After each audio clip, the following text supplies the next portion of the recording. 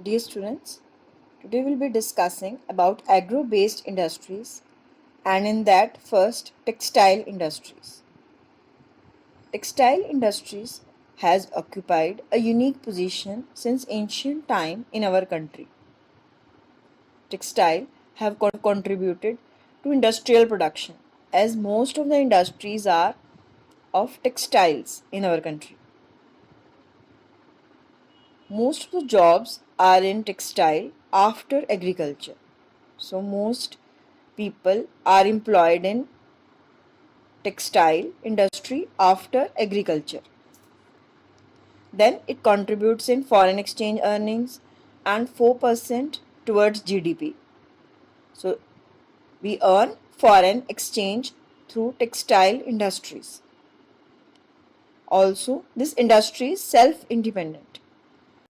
Means starting from growing of cotton to making of products which consumers buy, it is self-independent or self-reliant. Next is cotton textile. We'll be studying about why mostly the cotton textile mills are located in Maharashtra and Gujarat. This can also be written as localized or centralized.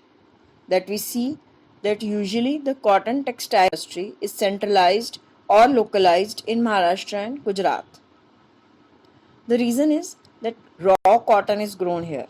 You have read earlier that here black soil is available which is good for growing cotton. So most of the cotton is grown here. So naturally the cotton textiles are located nearby. Then these areas have market because most of our country experience summers almost whole year round.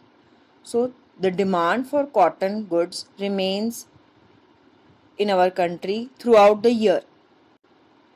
Then these areas have good transport facilities like roads, railways, port facilities. Labor is available. Climate is moist and humid. So that does not make thread dry and thread does not break easily. These are the reasons due to which textile mills are located in states of Maharashtra and Gujarat. Next question is, what are the challenges faced by cotton industry?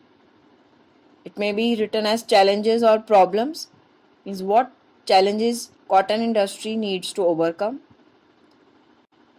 First is that there is a little mismatch in this industry regarding spinners and garment manufacturers. There are certain spinners who export cotton yarn and there are certain garment manufacturers which imports. Although in our country we are self-reliant in all the steps, but still some garment manufacturers import fabrics from other countries. Then what we require is to improve on the staple length of raw cotton. In our country, the staple length of raw cotton is less. Long staple cotton is considered of better quality. We need to improve on that. Then the problem faced is regarding power supply. Electricity cuts are done which affects the industry. So power supply is irregular. That affects the industry. Also, at some places, the machinery is old and inefficient. So there is need to upgrade the machinery. Then this textile industry, cotton textile industry is facing problem from synthetic fibers. Because at various places, people prefer synthetic fibers instead of cotton. So this industry is facing problem, synthetic fiber industry. Next is jute textiles. Second, jute textiles. Now in this, the most important thing we have to understand about location of jute textile, which are located along Hooghly River. That is in West Bengal. You had read earlier in agriculture chapter that mostly jute is grown in northeast states, and of that mainly along Hooghly River. The reason is Hooghly River provides abundant water supply to grow jute. Lot of water is required for growing and processing jute.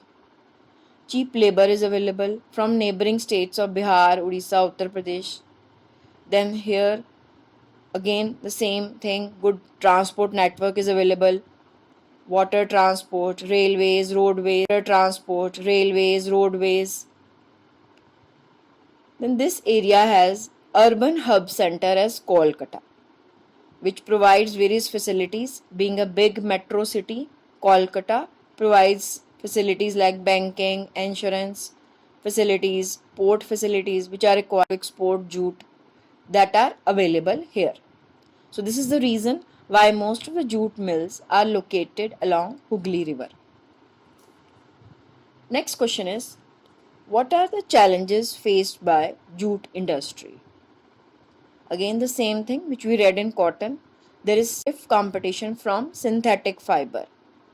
Synthetic fiber is preferred, and in that process cotton and jute face problems. Then we have international competitors like countries like Bangladesh, Brazil, Egypt, which also produce good quality jute. This is the reason that we face competition, and this is a challenge to the jute industry. For this purpose, to face such challenges, India has formulated National Jute Policy in 2005. This policy was formulated so as to protect jute farmers so that they get good prices of their products. Also, jute products are eco-friendly and biodegradable. Nowadays, you all know that plastic is being discouraged. So here we can use jute bags, etc. So we need to diversify jute products. There is a need to diversify jute products so that people purchase these products more. They should be made colorful with various designs, handicraft items, so that people prefer jute products. So jute policy was formulated so that jute farmers are able to increase productivity, yield per hectare area, quality can be improved, and farmers get good prices. These products were to be encouraged by the government. So this is National Jute Policy. So today we'll be studying up till here. Okay, beta.